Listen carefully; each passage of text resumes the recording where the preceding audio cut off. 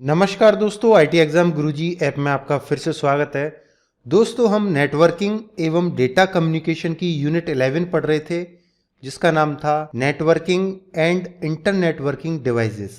यानी किसी particular network के अंदर कनेक्ट करने के लिए जो डिवाइस यूज होती हैं और किसी इंटरनेटवर्क के अंदर जो कनेक्ट करने के लिए जो डिवाइसेस यूज होती हैं, उन डिवाइसेस को पढ़ रहे थे।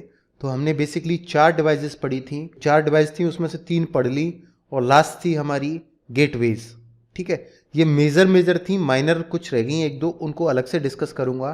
तो सबसे पहले ये गेटवे, एक चीज अच्छी तरह से अपने दिमाग में फीड कर लो। आप कितना भी पढ़ लो, कितना भी, अगर आप में से कुछ लोग ऐसा सोचते हो कि उन्हें ये अच्छी तरह आता है और वो स्मार्ट समझते हो, पेपर में ऐसा क्वेश्चन आता है जैसा मैंने आपको बताया था ना, डिस्टेंस वेक्टर राउटिंग।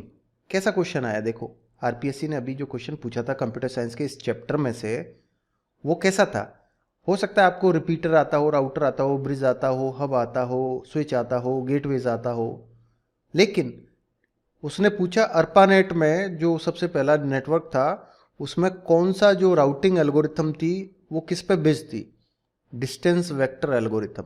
कैसा क्वेश्चन आया देखो।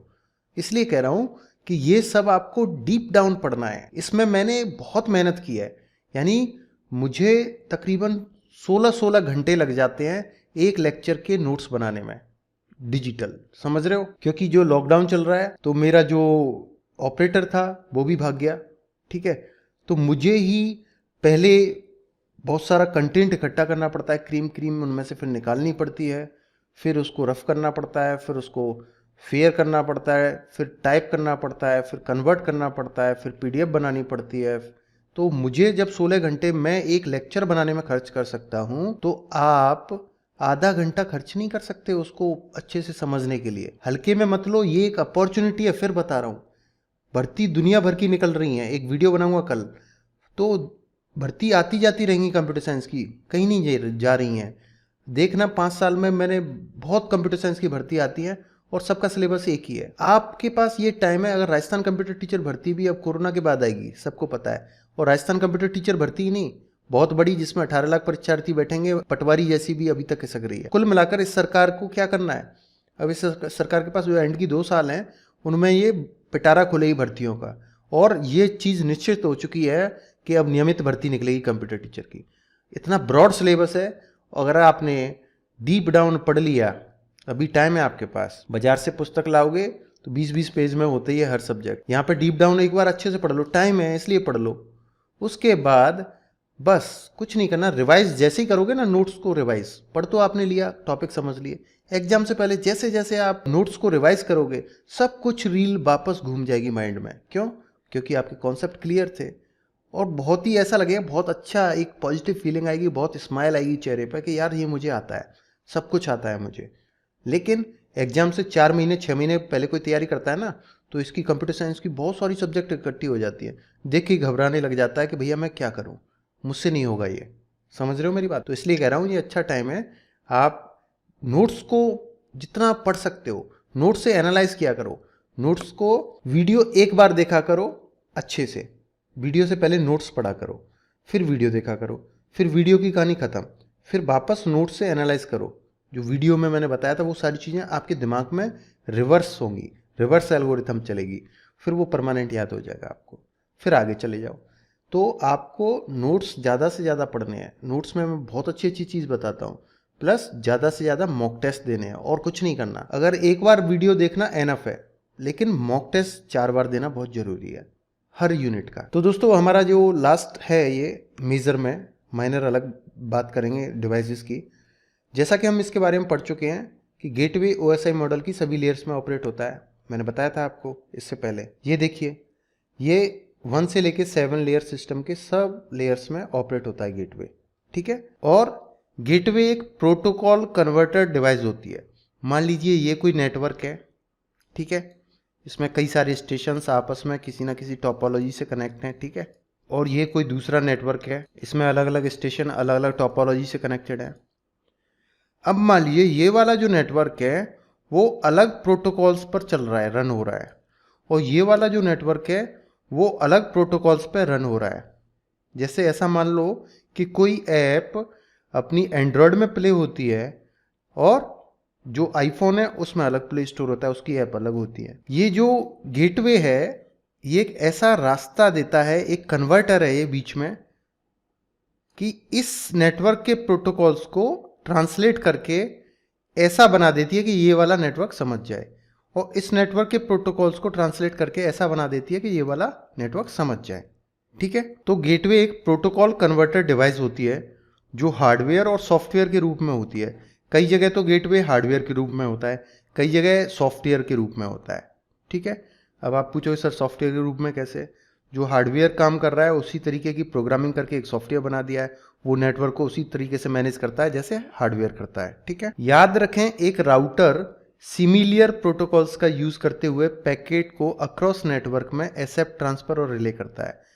अगर हम राउटर की बात करें, ये राउटर लगा दिया, तो ये सिमिलियर प्रोटोकॉल्स होंगे इस वाले नेटवर्क में और इस वाले नेटवर्क में, तो ही ये पैकेट को एक्सेप्ट करता है, फिर ट्रांसफर करता है यानी रिले करता है।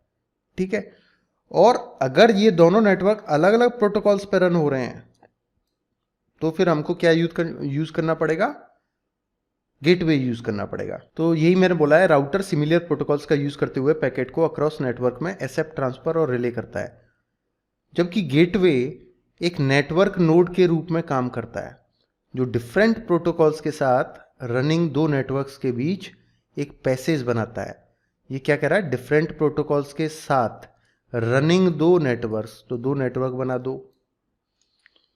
डिफरेंट प्रोटोकॉल के साथ, इसमें अलग प्रोटोकॉल यूज हो रहा है, इसमें अलग प्रोटोकॉल्स यूज हो रहा है इस नेटवर्क में, और इन दोनों के ऊपर एक ये क्या बना रहा है? पैसेज, ऐसा मार्ग बना रहा है कि इस प्रोटोकॉल वाला नेटवर्क कन्वर्ट करके इसके समझने लायक, इस नेटवर्क के समझने लायक बना देगा, इस नेटवर्क के प्रोटोकॉल्स की सारी चीज़ों को इस नेटवर्क के समझने लायक बना देगा। तो एक हमें ये क्या दे रहा है? इंटरफेस दे रहा है, एक तरीके से ट्रांसलेटर का काम कर रहा है, ये कन्वर्टर का काम कर रहा है। ये जैसे गेटवे किसी एक नेटवर्क के ऐसे पैकेट्स को एक्सेप्ट करता है जो किसी एक प्रोटोकॉल के लिए फॉर्मेट किया गया है। ये कोई नेटवर्क है, ठीक है, और इसके जो पैकेट है, इस नेटवर्क में चलने वाले पैकेट हैं, वो मान लीजिए एप्पल टॉक प्रोटोकॉल पर रन हो रहे हैं। ठीक है, और यहां से ये पैकेट आया इस नेटवर्क में जाने के लिए, तो गेटवे यहां पे होगा। तो गेटवे क्या करेगा?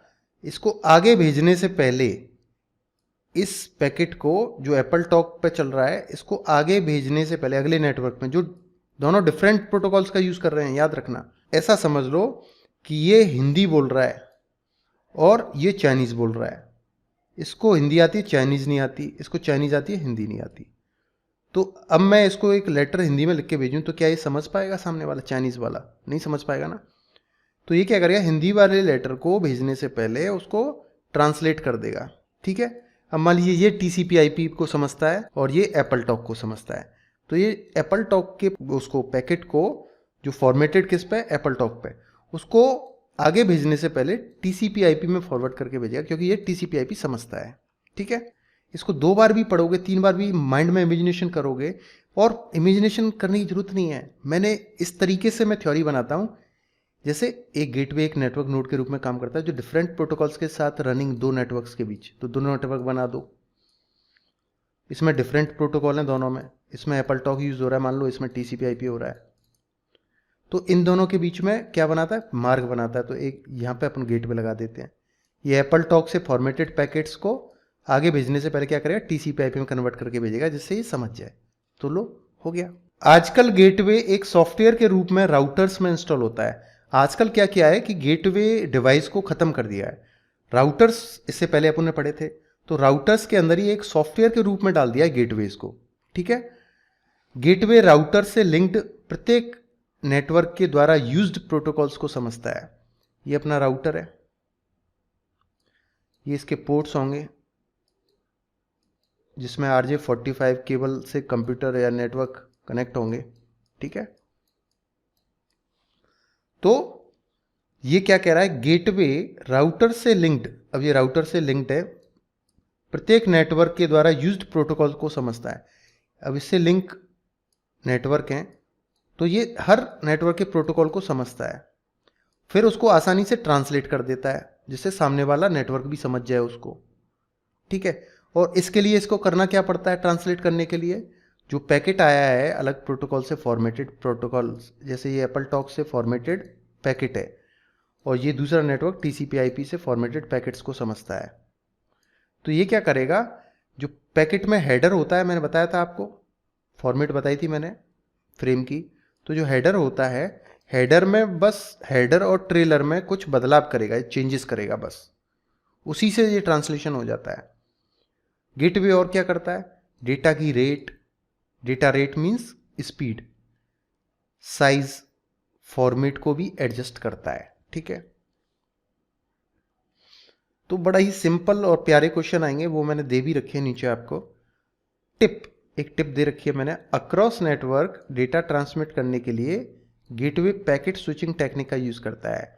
ये गेट में पूछा गया था, क्रॉस नेटवर्क डेटा ट्रांसमिट करने के लिए गेटवे जो डिवाइस होती है वो कौन सी टेक्निक यूज करती है, सर्किट स्विचिंग, पैकेट स्विचिंग। तो आपको याद रखना है कि पैकेट स्विचिंग टेक्निक यूज की जाती है और ये स्विचिंग वगैरह बहुत अच्छे तरीके से मैंने आपको पहले पढ़ा दी है। तो देखिए दोस्तों, टाइप्स ऑफ गेटवेज, दो टाइप के गेटवे होते हैं।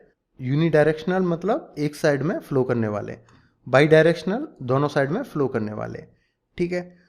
तो यूनिडायरेक्शनल देखिए, ये डेटा के फ्लो को केवल एक डायरेक्शन में फ्लो करते हैं और बाई डायरेक्शनल दोनों डायरेक्शन में फ्लो करते हैं।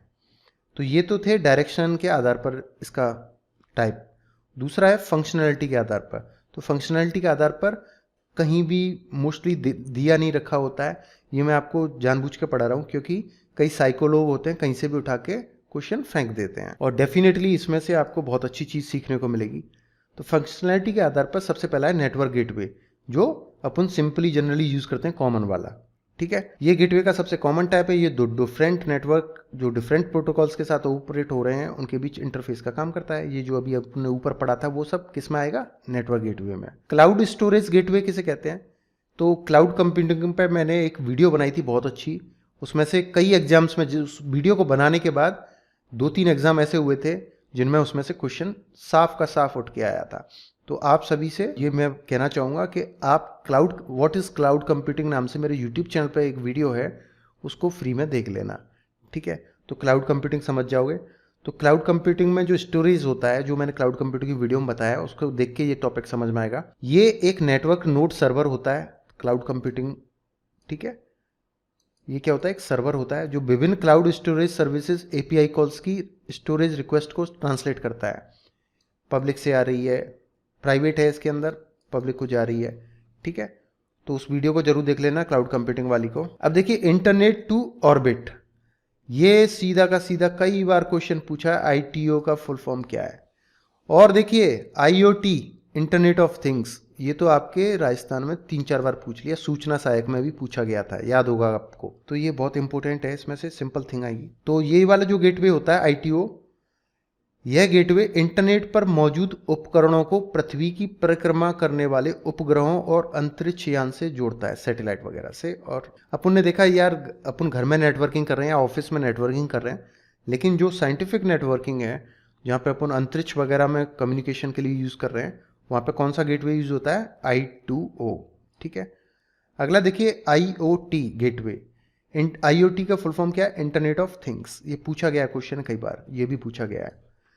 IoT गेटवे IoT उपकरणों से सेंसर डेटा को रिसीव करता है। तो सेंसर डेटा रिसीव करने के लिए कौन सा गेटवे यूज होता है, IoT। और इसे क्लाउड नेटवर्क पर भेजने से पहले सेंसर प्रोटोकॉल के बीच ट्रांसलेशन करता है IoT गेटवे। अगला है VoIP, इसकी भी फुल फॉर्म कई बार पूछी गई है, तो VoIP की फुल फॉर्म आज याद कर लेना, वॉइस ओवर इंटरनेट प्रोटोकॉल होती है। अब देखो इसका एक एग्जांपल बताऊं VoIP का। कोई कॉल सेंटर होता है, आप में से कई लोगों ने कॉल सेंटर में जॉब की होगी, नहीं की होगी तो बता रहा हूं मैं। कॉल सेंटर में क्या होता है, हर जो एम्प्लॉय होता है उसके पास एक टेलीफोन रखा होता है, ठीक है, लैंडलाइन फोन। और फिर क्या होता है, जैसे अमेरिका का उनका कोई क्लाइंट है तो वो USA में कॉल करते हैं, ये सब इनको एक नकली नाम देते हैं अंग्रेजों जैसा, जैसे इसका माइकल दे दिया, इसका सैंडी दे दिया, इसका एंडी दे दिया, इसका पीटर दे दिया, इसका अलेक्जेंडर दे दिया। तो ये फिर सिंपली बोलने लग जाते हैं, hi this is Alex and I am calling from ABCD, ठीक है।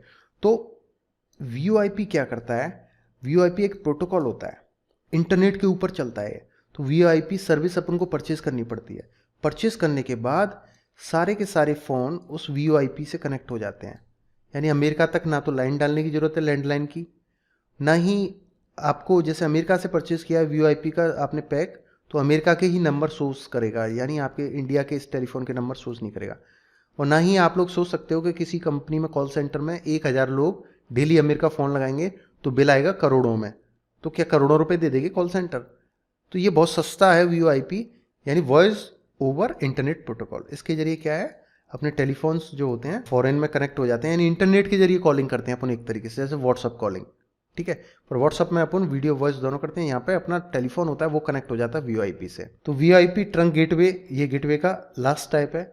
यह गेटवे पुराने टेलीफोन उपकरणों जिनको पॉट्स कहते हैं, जैसे लैंडलाइन फोन, VoIP नेटवर्क के बीच डेटा ट्रांसमिशन की सुविधा देता है। VoIP की full form voice over internet protocol होती है। पॉट्स की फुल फॉर्म क्या है, प्लेन ओल्ड टेलीफोन सर्विस, ठीक है। और एक और टिप दे रखी है, while forwarding an IP packet to another network, इस नेटवर्क से इस नेटवर्क के बीच में कोई IP पैकेट फॉरवर्ड करने के दौरान द गेटवे में परफॉर्म नेटवर्क एड्रेस ट्रांसलेशन। तो गेटवे क्या परफॉर्म करता है, नेटवर्क का एड्रेस ट्रांसलेशन की सर्विस भी करता है। ये गेटवे है अपना। गेटवे कौन सी लेयर में चलता है, ये क्वेश्चन सब में से, सब उपकरणों में से जितनी भी डिवाइस थी मैंने आपको बताया था, कौन सी फिजिकल पे चलती है, कौन सी डेटा लिंक पे चलती है, कौन सी नेटवर्क पे चलती है। और आप जीवन में कभी ये तो भूल ही नहीं सकते कि जो OSI मॉडल की 7 लेयर है उनके नाम क्या है। Please do not tell secret password anyone, ठीक है। तो पहली लेयर फिजिकल है और 7वीं लेयर कौन सी है, एप्लीकेशन। आधे लोग एप्लीकेशन को पहली लेयर कर जाते हैं एग्जाम में, जो कि गलत है। फिजिकल मीडिया अपनी फिजिकल लेयर पे चलती है, ठीक है। अब देखिए गेटवे कैसे कनेक्ट होता है, कहाँ लगा होता है, उसको देख लेते हैं। यहाँ पे देखिए ये एक SNA सर्वर है IBM का, ये नेटवेयर है, ठीक है। दोनों अलग अलग नेटवर्क हैं, अलग अलग प्रोटोकॉल्स पे चलने वाले नेटवर्क हैं दोनों। और यहाँ से कोई पैकेट जाएगा तो ये नहीं समझ पाएगा, यहाँ से ये कोई पैकेट इस नेटवर्क में जाएगा ये नहीं समझ पाएगा, क्योंकि दोनों अलग अलग प्रोटोकॉल्स पे रन हो रहे हैं। तो इसलिए हमने बीच में क्या लगाया, एक गेटवे लगाया है। तो गेटवे क्या करेगा, इसके जो पैकेट होंगे वो SNA फॉर्मेटेड होंगे, उनको लेगा, ट्रांसलेट करेगा नेटवेयर के लिए, और उस पैकेट को नेटवेयर फॉर्मेटेड बना के नेटवेयर पर भेज देगा। नेटवेयर से कोई आया तो नेटवेयर फॉर्मेटेड पैकेट होगा, उसको ये SNA फॉर्मेटेड बना के फिर SNA पे भेज देगा। तो ये कन्वर्टर ट्रांसलेटर का काम करके एक इंटरफेस दे रहा है दोनों नेटवर्क्स के, different network different protocol use करने वाले नेटवर्क्स के बीच में क्या दे रहा है, ये ट्रांसलेशन की और इंटरफेस की और कन्वर्टर की सर्विस, ठीक है। क्वेश्चन देखिए, in specific if the system use separate protocols which one of the following devices use to link two system. कितना प्यारा क्वेश्चन है। ये कह रहा है if the system use separate protocols, ये सिस्टम सेपरेट प्रोटोकॉल यूज कर रहे हैं, ये अलग कर रहा है, ये अलग, तो कौन सी डिवाइस इन दोनों सिस्टमों को लिंक करने के लिए चाहिए, हमको गेटवे चाहिएगी, ठीक है। और आजकल गेटवे किस में आता है, राउटर में। तो गेटवे कहीं देखने को नहीं मिलते क्योंकि सॉफ्टवेयर फॉर्म में आजकल राउटर में ही आते हैं। क्वेश्चन देखिए, if we need to split 10^5 LAN into 2 independent LANs, if we need to split LAN, कितनी LAN है, 2, एक LAN नेटवर्क ये है, एक LAN नेटवर्क ये है, स्प्लिट माने तोड़ दिया हमने, ठीक है। अब इंडिपेंडेंट LAN हो गई है, LAN with each LAN using different higher level protocols, और दोनों LAN डिफरेंट अलग अलग तरीके के हायर लेवल प्रोटोकॉल्स को यूज कर रही है। वी नीड विच डिवाइस, कौन सी डिवाइस हमको चाहिएगी इनको कनेक्ट करने के लिए, तो हमको क्या चाहिएगा, गेटवे चाहिएगा, ठीक है। Which device is use to connect two networks that do not communicate with the same protocol, same network protocol, so it is necessary to translate this protocols between both networks. ये भी वही है, simple घुमा फिरा के वही question है कि अगर हमें 2 नेटवर्क किसी डिवाइस से कनेक्ट करने हो और that do not communicate with the same network protocol, और ये दोनों सेम नेटवर्क प्रोटोकॉल से कम्युनिकेट नहीं कर सकती, तो हमें necessary to translate this protocol between both networks, हमें ये प्रोटोकॉल इसके लिए ट्रांसलेट करने हैं, ये प्रोटोकॉल इसके लिए ट्रांसलेट करने हैं। कौन सी डिवाइस यूज करेंगे, गेटवे। गेटवे आजकल कहाँ पे लगा हुआ होता है, राउटर में ही, सॉफ्टवेयर फॉर्म में होता है। Which devices work as a messenger agent that take data from one system and interpret it and transfer it to another system, वही gateway. Which device can operate at any layer of OSI model, तो gateway मैंने बताया था अभी कि 7 layer system में सभी layer में ऑपरेट होता है। Which device is also called protocol converter, gateway. कितने अच्छे क्वेश्चन थे, है ना। A gateway is often characterized as being the combination of router and modem, इसको गेटवे को कभी कभी राउटर और मॉडम का भी कॉम्बिनेशन बोल देते हैं। Gateway are basically protocol converters facilitating compatibility between two protocols and operating on any layer of the open system interconnection OSI model। अब देखिए ये नया डिवाइस है ब्राउटर्स, बी से हो गया ब्रिज और ब्रिज से आगे क्या है राउटर्स। तो ब्रिज और राउटर का कॉम्बिनेशन क्या कहलाएगा, ब्राउटर्स। ठीक है, तो कभी कभी पूछ लेते हैं ब्राउटर इज कॉम्बिनेशन ऑफ, तो दो डिवाइस दे देते हैं तो आपको बी से ब्रिज आर से राउटर करके आना है। सिंपल छोटा सा टॉपिक है। ब्राउटर क्या है, ये ब्रिज और राउटर दोनों का कॉम्बिनेशन होता है जिसकी वजह से इसको ब्राउटर यानी ब्रिजिंग राउटर कहते हैं। बी से ब्रिजिंग, आर से राउटर। ये एक सिंगल प्रोटोकॉल या मल्टी प्रोटोकॉल राउटर होता है जो कभी राउटर की तरह तो कभी ब्रिज की तरह एक्ट करता है। तो ब्रिज लगाए तो ब्रिज की तरह, आर लगाए तो राउटर की तरह। अब देखिए सबसे अच्छी चीज क्या है, मैंने आपको बताया था कि ब्रिज कौन सी लेयर पर काम करते हैं, राउटर कौन सी लेयर पर काम करते हैं। तो ब्रिज और राउटर दोनों फीचर होने के कारण ये डेटा लिंक लेयर और नेटवर्क लेयर दोनों पर एक्ट करते हैं, क्योंकि एक इनमें से डेटा लिंक लेयर पर काम करता है, एक इनमें से नेटवर्क लेयर पर काम करता है। तो इनका मिक्सर दोनों पे करेगा, डेटा लिंक और नेटवर्क लेयर पे। जब ये राउटर की तरह काम करता है तब ये पैकेट्स को अक्रॉस नेटवर्क राउट करता है, और ये जब ब्रिज की तरह काम करता है तो ये लैन के ट्रैफिक को फिल्टर करता है। अगला देखिए स्विचेस, इसको बहुत अच्छे तरीके से समझना है ना। इसकी मैंने एक वीडियो भी बनाई है जिसपे 5 लाख व्यू हैं, हब स्विच राउटर, यूट्यूब पे पड़ी है। ठीक है, पर वो एक प्रैक्टिकल और छोटी वीडियो शॉर्ट, इसमें इनडेप्थ चीजें समझेंगे, मैंने ऑपरेशन कराए हैं यहाँ पे साइंटिफिक। ठीक है, अब देखिए स्विचेस क्या होता है। तो स्विचेस को समझने से पहले एक चीज समझते हैं। ठीक है, जैसे आपके घर पे कोई साइबर कैफे है, तो साइबर कैफे में 5 कंप्यूटर लगे हुए हैं, 1 2 3 4 5 6 कंप्यूटर मान लेते हैं। ओके, ये 6 कंप्यूटर लगे हैं। अब इस कंप्यूटर से एक केबल निकाली इसने, उस केबल का नाम क्या होता है, जो अपने नेटवर्किंग में अपन जो केबल यूज करते हैं उसका नाम क्या होता है, ज्यादातर RJ45 केबल, ईथरनेट केबल भी बोल देते हैं उसको। इस कंप्यूटर से भी एक केबल निकाल ली, इस कंप्यूटर से भी एक केबल निकाल ली। ये केबल किस लिए निकाली, इंटरनेट कनेक्शन के लिए और नेटवर्किंग के लिए। ठीक है, इस कंप्यूटर के NIC नेटवर्क इंटरफेस कार्ड से एक केबल निकाल ली। RJ45 कनेक्टर लगा रहता है इन केबल्स के मुंह पे। ठीक है, एक केबल इस कंप्यूटर से निकाली, एक इससे निकाली। अब ये यहाँ पे तो निकालनी है, अब इसको इंटरनेट से कैसे कनेक्ट करेंगे। मान लीजिए ये हमारा इंटरनेट की लाइन आई है, तो अब इस एक इंटरनेट की लाइन को मैं एक ही कंप्यूटर में डाल सकता हूँ। ये 5 में क्या होगा फिर, समझो मेरी बात को। तो होगा क्या कि इन 5 कंप्यूटर्स को, जी 6 कंप्यूटर हैं, इनको कनेक्ट करने के लिए हम एक डिवाइस लाएंगे जिसको क्या बोलते थे पहले, हब। क्या बोलते थे, हब। हब में क्या होता था, पोर्ट्स होते थे। इस कंप्यूटर से केबल आई है, उसमें RJ45 कनेक्टर लगा हुआ ईथरनेट केबल में, उस RJ45 कनेक्टर को दबा के इसमें लगा दिया इस सब में। इससे आई थी जो केबल, उसमें RJ45 कनेक्टर लगा था और उसको दबा के इसमें लगा दिया। इसमें से आई थी वो इसमें लगा दिया, इसमें से आई इसमें लगा दिया, इसमें से आई इसमें लगा दिया, इसमें से आई इसमें लगा दिया। और भी 2 कंप्यूटर हैं तो उनमें से भी केबल को इसमें लगा दिया। अब ये सारे के सारे कंप्यूटर आपस में कम्युनिकेशन कर सकते हैं। इस कंप्यूटर से कोई पैकेट भेजा तो वो हम में जाएगा और हब उसको पैकेट को सबके पास भेजेगी। इसके पास भी भेजेगी, इसके पास भी भेजेगी, इसके पास भी भेजेगी, इसके पास भी भेजेगी, इसके पास भी, इसके पास भी, इसके पास भी। फिर से कोई पैकेट आया, फिर सबके पास भेजेगी। जब जब पैकेट आएंगे सबके पास भेजेगी। अब भाई पैकेट भेजा एक को है, बाकी सब डिस्कार्ड कर रहे हैं, हट मेरा नहीं है, हट मेरा नहीं है, हट मेरा पैकेट नहीं है। उसके एड्रेस को देखते ही रिजेक्ट कर रहे हैं उसको। किसी एक का होगा, उसने एक्सेप्ट कर लिया, पर अगली बार फिर से कोई पैकेट आया, फिर सबके पास जा रहा है सारी लिंक से होते हुए। फिर से कोई पैकेट आ रहा है, फिर से सारी लिंक्स के पास जा रहा है। इससे क्या लॉस हो रहा है हमें, कि जाना एक के पास है, जा सबके पास रहा है, तो इससे अननेसेसरी ट्रैफिक क्रिएट हो रहा है। दूसरा बैंडविड्थ खर्च हो रही है, यानी बैंडविड्थ का यूटिलाइजेशन नहीं हो रहा, बैंडविड्थ वेस्टेज हो रही है जो बहुत कॉस्टली पड़ती है। समझ रहे हो। प्लस कोलिजन का खतरा रहता है पैकेट्स आपस में टकराने का। फिर क्या हुआ, लोगों ने, साइंटिस्टों ने सोचा यार ये हब तो बड़ा सिस्टम सही नहीं है हब का, तो उन्होंने फिर क्या किया, इसकी जगह हब को रिप्लेस किससे किया, स्विच से। एक नई डिवाइस बनाई जिसका नाम क्या था, स्विच। स्विच क्या करता था, जिसके पास भेजा है उसी के पास भेजता था। समझ रहे हो। तो अब आप हब समझ गए, हब क्या करती है और स्विच क्या करता है। ठीक है, अब स्विच पढ़ते हैं। स्विचेज, जैसा कि आप डायग्राम में देख सकते हैं, जहां पर एक नेट गियर कंपनी का 5 पोर्ट स्विच को दिखाया गया है। इन पोर्ट्स को ईथरनेट पोर्ट या RJ45 पोर्ट्स भी कहते हैं, क्योंकि इसमें RJ45 केबल का प्लग लगता है, इसलिए इनको RJ45 पोर्ट्स कहते हैं। अब देखो यहाँ पे आप, ये नेट गियर कंपनी लिखा है इस पे, तो ये नेट गियर कंपनी का क्या है, स्विच। और इसमें कितने पोर्ट हैं, 1 2 3, 4, 5 पोर्ट हैं इसमें।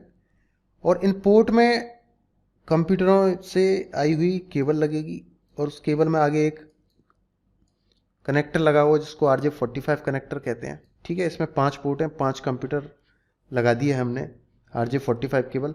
देखो, अपने कंप्यूटर लैपटॉप के पीछे जो नेटवर्किंग कनेक्ट करने के लिए जो पोर्ट होता है वो एक कार्ड होता है जिसको NIC बोलते हैं, नेटवर्क इंटरफेस कार्ड, उसमें से निकला हुआ होता है।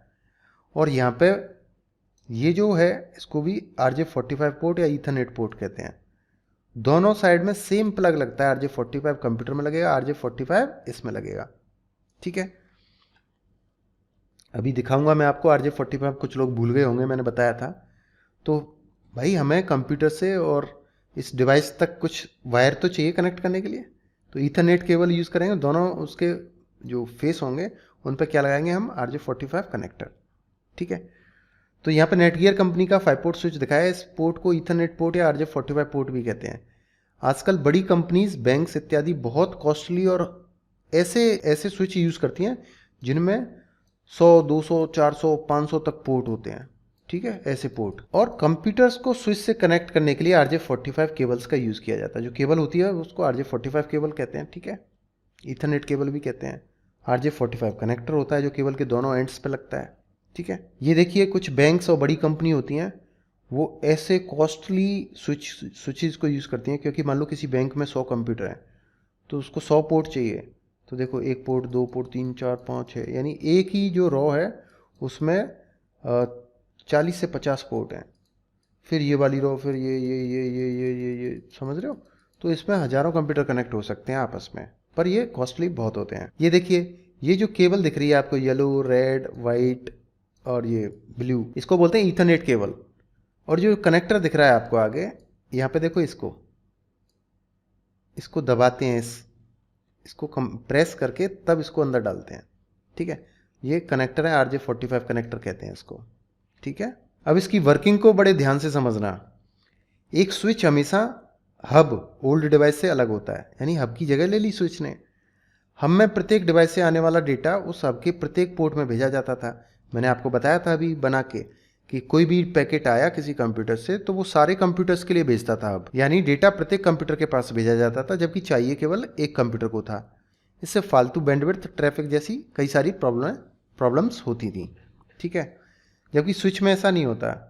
ये केवल उसी डिवाइस को डेटा फॉरवर्ड करती है जिसको डेटा चाहिए।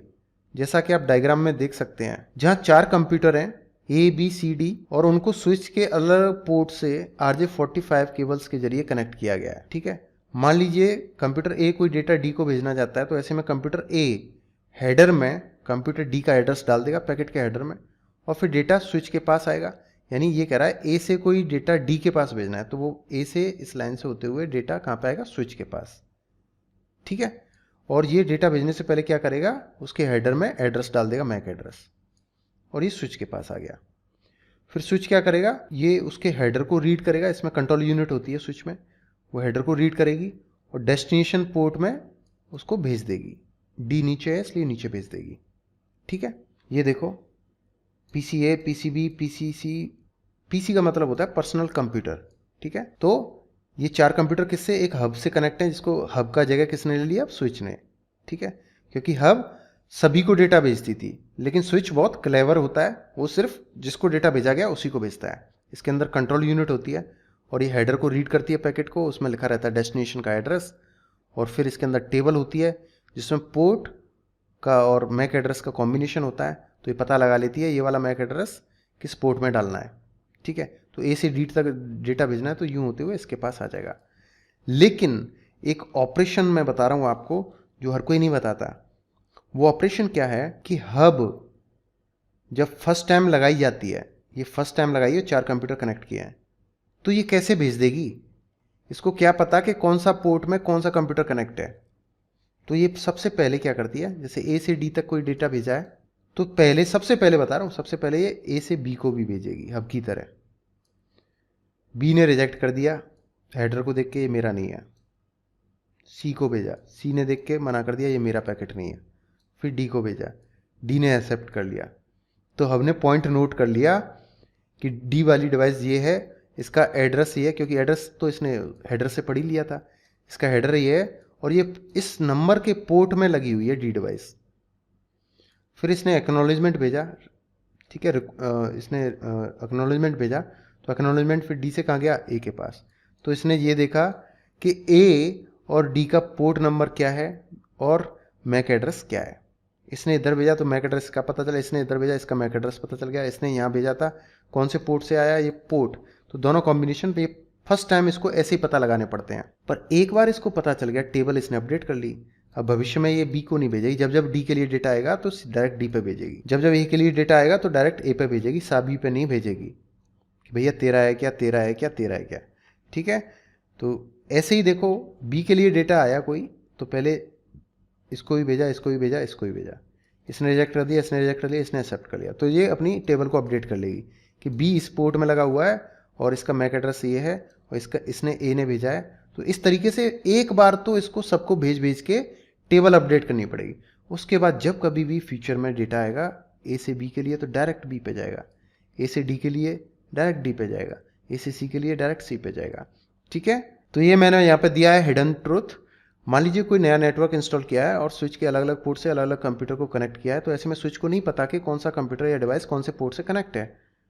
वो सबसे पहले एक मैप तैयार करेगा, यानी सबसे पहले स्विच मैप बनाने के लिए डेटा को बाकी के सभी कंप्यूटर ABCD पर फॉरवर्ड करेगा। बाकी के कंप्यूटर ए को हटा दो, BCD पर फॉरवर्ड करेगा और वो कंप्यूटर हेडर को देखकर कहेंगे ये मेरे लिए नहीं है और डिस्कार्ड कर देंगे। लेकिन उनमें से एक कंप्यूटर ऐसा होगा जो उसको एक्सेप्ट कर लेगा, यानी वो कौन सा होगा, डी, और वो कंप्यूटर ए को रिप्लाई भेजेगा, एक्नॉलेजमेंट वगैरह। तभी स्विच समझ जाएगा कि ये पोर्ट कंप्यूटर डी के लिए है और अपनी मेमोरी टेबल में इस इन्फॉर्मेशन को सेव कर लेगा। अब यहाँ पे देखो दो मैप बना लिए इसने, ए से डी के लिए डेटा गया तो दो चीज़ें उसने भविष्य के लिए बना ली। कंप्यूटर ए यहाँ पे पोर्ट कर लेना, कंप्यूटर ए पोर्ट 1 से कनेक्ट है, कंप्यूटर डी पोर्ट 2 से कनेक्ट है, तो अपडेट कर ली उसने मैप। अब कभी भी आएगा तो बिना सब पे भेजे डायरेक्ट उस पोर्ट में डाल देगा कि भैया ये उसका है, डी उस पोर्ट में कनेक्ट है 2 नंबर के में, तो दो नंबर के में भेज देगा। अगला देखिए मोर ऑन स्विचेस। स्विच में मेमोरी के रूप में एक बफर प्रत्येक पोर्ट में लगी हुई होती है। यहाँ पे देखिए ये स्विच है, स्विच के अंदर की चीज़ है, तो ये पोर्ट 1, पोर्ट 2, पोर्ट 3, पोर्ट 5, कितने पोर्ट है इसमें, 5 केबल लग सकती हैं।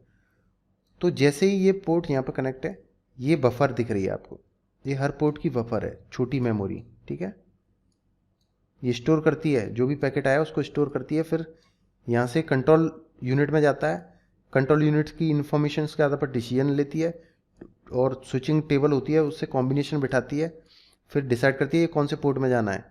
और देखो ये पोर्ट नंबर 5 में चला गया, यानी 2 नंबर से इनकमिंग पैकेट आया और port number outgoing number port 5 है। ठीक है, जैसा कि आप डायग्राम में देख सकते हैं स्विच के पोर्ट 2 में फ्रेम अराइव हुआ है, तो देखो ये फ्रेम पोर्ट 2 में अराइव हुआ है और इसकी बफर ये रही, इसमें सेव हो गया। ठीक है, फिर कंट्रोल यूनिट फ्रेम में उपस्थित इन्फॉर्मेशन के आधार पर, तो ये कंट्रोल यूनिट है, ये इसमें उपस्थित इन्फॉर्मेशन के आधार पर और स्विचिंग टेबल जो मैप बना रखा है इसने उससे कॉम्बिनेशन बिठा के पता लगाएगी कि आउटपुट या डेस्टिनेशन पोर्ट कौन सा जहाँ पे ये पैकेट भेजना है। तो मैंने बताया था ये पता कैसे लगाएगी, इससे पहले बताया था मैंने, और इसने ये 5 नंबर के आउटपुट पोर्ट की बफर से होते हुए फ्रेम को भेज दिया। ठीक है, तो दोस्तों अब मैं सोच रहा हूँ आपको एल्गोरिथम भी करा दूँ, जैसे अपनी राउटर की एल्गोरिथम्स हैं, ठीक है, वेक्टर एल्गोरिथम्स वगैरह, उनको पढ़ा दूँ अगर आप लोग कहो तो। ठीक है, और आप लोग नहीं कहोगे तो नहीं पढ़ाऊँगा, क्योंकि ये टॉपिक थोड़ा सा और अपना टाइम ले लेगा। और इसके बाद अपन 1-2 यूनिट और कराऊँगा मैं आपको। ठीक है, और फिर आपका कोर्स ये ख़त्म हो जाएगा। और पढ़ते रहिए, मेहनत करते रहिए और नोट्स को ज़्यादा से ज़्यादा पढ़िए, नोट्स को ज़्यादा से ज़्यादा पढ़िए, वीडियो से पहले पढ़िए फिर वीडियो के बाद में पढ़िए। इसी के साथ मिलता हूँ, तब तक study hard, best of luck.